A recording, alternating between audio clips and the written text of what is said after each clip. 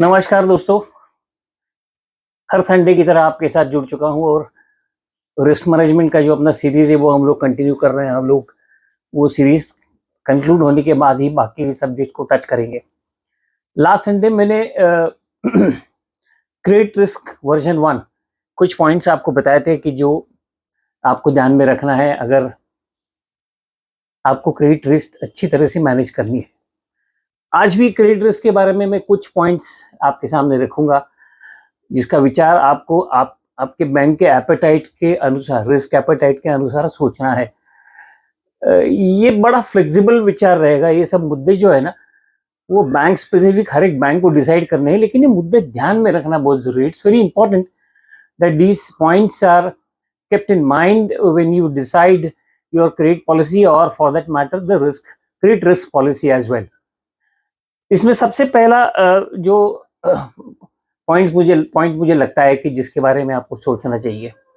आप तो जानते ही हैं कि क्रेडिट एक्सपोजर जो है वो रिजर्व बैंक ने तय किया है कि आपका सिंगल पार्टी कितना होगा और ग्रुप का कितना होगा, 15%, 25%। उसमें भी आप कुछ डिस्काउंट फैक्टर रखेंगे और वो सिंगल पार्टी और ग्रुप का लिमिट आपको प्रिस्क्राइब करना है, because you need to maintain a leverage, a gap, so that things going out of your hand you are in a position to control it in a better way. There is one more area which I feel that you should be very careful about. It's in respect of a single party exposure, single party borrower. मान के चलो कि आपका single party exposure 10 crore का है for example, तो नया client जो आपके पास आता है उसको आप सीधा 10 करोड़ दोगे क्या, जिसका आपको क्रेडिट का अनुभव नहीं है, जिसके बारे में आप ज्यादा जानते नहीं है, उसके डॉक्यूमेंट सब अच्छे हैं। Many banks decide certain entry point norms for their own risk appetite. For example, 10 crores is your single party exposure. तो नया बंदा अगर आता है, नया क्लाइंट अगर आता है, तो वो नए क्लाइंट के लिए कई बैंकों में एक नियम किया जाता है कि एंट्री पॉइंट, यानी पहली बार हम जब नए सिंगल बोरोवर को पैसा देंगे तो उसका लिमिट वो डिसाइड करते हैं। जैसे 10 करोड़ अगर आपका एक्सपोजर लिमिट है तो 10 करोड़ के सामने कई बैंक ये कहती है कि हम लोग 5 करोड़ के ऊपर नए क्लाइंट को शुरू में पैसा नहीं देंगे। So the entry point restricted is around 5 crores, and once the performance is established, performance of the borrower is experienced by the bank, the additional exposure can be taken. So set an entry point limit with the intention that you are in a position to ensure that entry of risk ab initio is assessed properly or is controlled properly. Normally credit risk के बारे में और एक चीज कही जाती है कि तुम्हारा जो कमांड एरिया है, जैसे कमांड एरिया ये कंसेप्ट आजकल नहीं रही, लेकिन जैसे कि आपको समझो पूरे महाराष्ट्र स्टेट में आपका एरिया ऑफ ऑपरेशन है, या फिर 2 जिले में है, या फिर 5 जिले में है, या फिर आप मल्टी स्टेट है, तो नॉर्मली ये कमांड एरिया का जो पब्लिक सेक्टर बैंकों का कंसेप्ट है वो अर्बन कोऑपरेटिव बैंक में अलग तरह से आ जाता है। मान के चलो कि आपका पूरा महाराष्ट्र कमांड एरिया है और आपकी बैंक महाराष्ट्र के 5 जिले में है, एरिया ऑफ ऑपरेशन आपका पूरा एंटायर महाराष्ट्र स्टेट है, लेकिन आपका prominent presence is in 5 district. उसमें कहा जाता है कि ये जो कमांड एरिया कंसेप्ट है, ये कमांड एरिया कंसेप्ट आपको अच्छी तरह से इम्प्लीमेंट करना चाहिए। यानी कि आप अगर मुंबई में हो तो फिर आप चंद्रपुर में कोई यूनिट है उसको अगर फंडिंग करने को जाओगे तो तुम्हारा कंट्रोल वहीं पे कम हो जाता है। कई बैंक ऐसा देखती हैं कि समझो पूरे महाराष्ट्र का है, पूरे महाराष्ट्र का एरिया आपका है, तो तुम्हारे हेड ऑफिस से जहां पे 5 घंटे में पहुंचा जाता है वहां तक का बोरोवर पिकअप करते हैं। इसका मतलब ये हुआ कि जो बोरोवर होगा वो बोरोवर आप 5 घंटे में उसके यहाँ पहुंचने चाहिए। अब कम से कम 2 कांटेक्ट पॉइंट आपके कंट्रोल में होने चाहिए। क्या कौन से 2 पॉइंट्स आपके कंट्रोल में होने चाहिए बोरोवर के बारे में? एक तो बोरोवर का फैक्ट्री, उसका ऑफिस, उसका शॉप या गोडाउन, उसका रेसिडेंस या गारंटर्स का रेसिडेंस, इसका जो एरिया होगा, इसका जो एक्सेसिबिलिटी होगा, ये 2-3 घंटे के ऊपर होना नहीं चाहिए। नाउ दिस इज जब आप क्रेडिट का बिजनेस बुक करते हो तब ये रिस्क आपको इवेल्युएट करनी चाहिए। ऐसा नहीं होवे कि आप 10 घंटे दूर किसी बोरोवर को पैसा दे रहे हो, आप बैठे हो मुंबई में या पूना में और आप किसी कोने में फंडिंग करते हो, तुम्हारा कंट्रोल नहीं रहेगा। तो ये हर एक बैंक को अपना अपना कंट्रोल का जो एरिया है वो देख लेना चाहिए। कई बार आजकल तो पिछले 4-5 साल से कुछ एरियाज ऐसे हैं जिसमें गवर्नमेंट ऑफ इंडिया भी बोल रही है कि आपको फंडिंग करना चाहिए, and that is startup ventures, greenfield ventures. Mind you, greenfield ventures या स्टार्टअप वेंचर्स जो भी होता है, उसमें है ना, आपको मार्जिन अच्छे से रखना पड़ता है। बॉर्डर लाइन मार्जिन से अगर आप ग्रीनफील्ड को दोगे तो basically these are risky proposals. इनको बीच बीच में पैसा लग सकता है और इसकी इन नए स्टार्टअप वेंचर्स या ग्रीनफील्ड वेंचर्स की यूनिट्स की पैसा इकट्ठा करने की in case of dire needs is very limited. So you have to ensure that the greenfield ventures are handled very carefully with appropriate backup of liquid or non-liquid security, because this is something which is very important to safeguard the interest of the bank, and this risk doesn't appear so easy to handle. So you have to, while forming a credit policy, आपको ये सोचना है कि हम लोग greenfield में या startup venture में कितना परसेंटेज एक्सपोजर रखने वाले हैं, ये भी बहुत इंपॉर्टेंट है। रिजर्व बैंक ने और एक चीज बना दी है, आपका जो क्रेडिट पोर्टफोलियो है उसको उन्होंने ऑलरेडी शेप करने का ठान लिया है। यानी कैसे, आपको कंसंट्रेशन रिस्क का टारगेट दे दिया है। 50% of your portfolio should be 0.20% of tier 1 capital, and Reserve Bank of India is not willing to compromise that. Adding fire to the fuel to the fire, what has happened is this, recently Reserve Bank of India came out with additional capital requirement with the risk weight on the personal loans going up from 100 to 125%. इसका मतलब ये है कि concentration risk आपको manage तो करना ही है, लेकिन अगर concentration risk में आपको additional exposure लेना है तो capital आपको लगने वाला है। So you have to build a proper combination whereunder you not only comply with the Reserve Bank of India guidelines on concentration risk, at the same time you also identify couple of industries where you do not have expertise to deal with. For example, कल जाके कोई hardware manufacturer आ गया या software manufacturer आ गया या कोई बड़ी chemical factory आ गई, तुम्हारे पास एक्सपर्टीज है क्या ये जो प्रोडक्ट बना रहा है बोरोवर, ये समझने की या उसका मार्केट समझने की? अगर अपने पास कैपेसिटी नहीं है, don't touch it. Do not touch any product where you do not have a proper knowledge.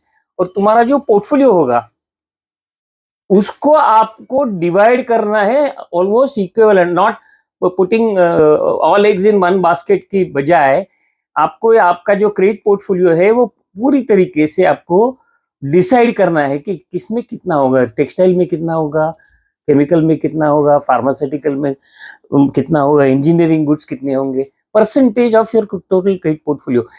Any single industry should not exceed between 10 to 15%। 15% का नाम क्यों आया है? 15% का नाम सीआरई के लिए भी उन्होंने ला के रखा है। आपको रिटेल में ही फोकस करना है, because that is one of the critical thing that Reserve Bank of India wants to do, because you were born to meet the needs of your members, which are of small in nature. Over a period of time, the urban cooperative banks have started doing virtual commercial banking, and that's where Reserve Bank of India is little wary about. They say that your skill set or expertise is in the area of retail banking, and why you are going for a complete commercial banking. That's what the important area is. Secondly, आपके policy में आपको एक चीज बहुत अच्छे से decide करनी है, जिसके पैरामीटर्स आपको अपने रिस्क एपेटाइट के हिसाब से डिसाइड करने जरूरी है कि आप बोरोवर का सिलेक्शन कैसे करोगे। मैंने कमांड एरिया का तो आपको बता दिया कि वो तुम्हारे कमांड एरिया में चाहिए, यानी तुम उस बोरोवर को इजीली एक्सेस कर सकते हो, टैप कर सकते हो। That is one concept. Secondly, आपको यह देखना है कि आप सिलेक्शन किस तरह से करोगे। As far as the retail or small borrowers are concerned, not much brain is required. The only thing is that whether a sustainable cash flow is available or not, whether he is employed or whatever, whether the salary is coming or not. The issue comes up in respect of small businesses, where you have to ensure that the borrower is properly known, and the banking habits and the banking culture is well set in the with the borrower, and the coupled with that is the CIBIL score, which is an equally important thing. And और सबसे बड़ी important चीज मुझे ये लगती है कि आपके बोरोस का आपका प्री सैंक्शन विजिट जो है ना, उसको टालो मत। प्री सैंक्शन विजिट का रिपोर्ट आपको बिल्कुल पक्का आपके रिकॉर्ड में रखना है, आपका बंदा विजिट करना चाहिए। There are couple of agencies which give you the services of visiting the borrower. Don't accept that. You can accept these services for verifying the genuinity of the PAN card or Aadhaar card. So far so good, because you save a lot of time on logging on to the NSDL site and all that. But then visit and the site should be done by your own people. So pre-sanction के जो formalities है उसके बारे में हम लोग कई बार poor होते हैं। आप कभी भी देखो, आपका अकाउंट जब एनपीए होता है ना, almost most of the times there are deficiencies in pre-sanction visits. So tighten this pre-sanction visit kind of thing. This is one of the key credit risk areas where the banks are not paying attention. The moment you pay the attention properly, so when you go for next time for the recovery of the installments of this particular borrower, you are better place is what the condition. Many banks devise a policy wherein even for pre-sanction they grant exemption. For example, किसी borrower ने 2-3 बार आपसे small loan लिया है, repay कर दिया है, you can devise a methodology where the pre-sanction limits could be done away with. Adding to this is a new area where we have to be very careful. You have a good credit exposure, single party exposure, and if the borrower is new, then you have to be careful. As I said, last ticket के booking के लिए आपको 10-12 चीजें अच्छे से करनी चाहिए। एक, the financial analysis of the papers which are being submitted. The financial analysis of the paper which are being submitted is required to be test check with the papers which are filed with the various registering authorities. अगर company है तो RCS में उनके annual return जाते हैं. Just try to verify the papers which are already submitted. If the borrower is already banking with some bank, say 5 crore limit or 10 crore limit, you try to get the copy of CRILC report filed by that particular bank. You get to know what are the details this particular fellow is having with the other bank which you are trying to take over. Take over code is a different code and different concept, which I will of course discuss during the session. Lekin certain financial parameters are required to be finalized by your bank. What is your appetite? जैसे कि debt equity ratio कितना चाहिए, current ratio कितना चाहिए, ये जो financial ratios है इसके पैरामीटर्स आपको डिसाइड करने चाहिए.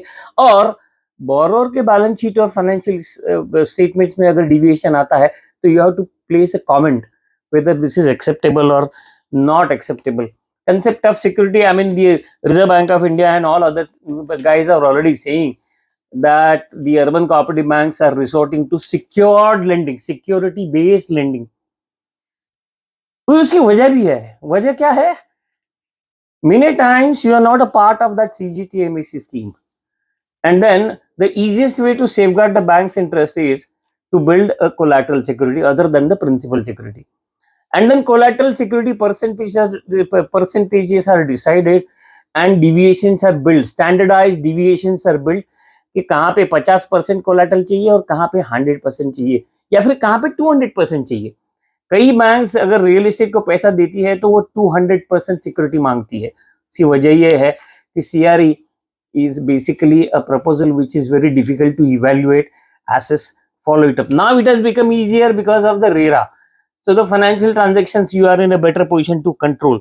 But there are a number of parameters in terms of appraising the large ticket loan, and if you do not have expertise, don't fall prey to that. You must have the great appraisal techniques in respect of big ticket loans. What is a big ticket loan will depend upon what your bank decides. It could be 50 lakhs or it could be 5 crores. or it could be 50 crores. There are big cooperative banks where the big borrow loans are in the range of 50 crores plus. Their methodologies are different. But for a smaller sized bank, समझो 2 करोड़ का आपका exposure है, तो आपको ये अच्छी तरह से करना जरूरी है. मेरा मानो तो ये जो तुम्हारे बिल्डर लोग हैं या सीआरई है, stay away from them. You do not have mechanism to control them properly. अभी अब अगर मैं ये कहता हूं तो बहुत सारे बैंकर मेरे ऊपर चिढ़ जाएंगे, because there are several borrowers who are banking with these banks for number of years. I can understand when the borrower is banking with you for say 5 years, 10 years, you have a different kind of confidence and control.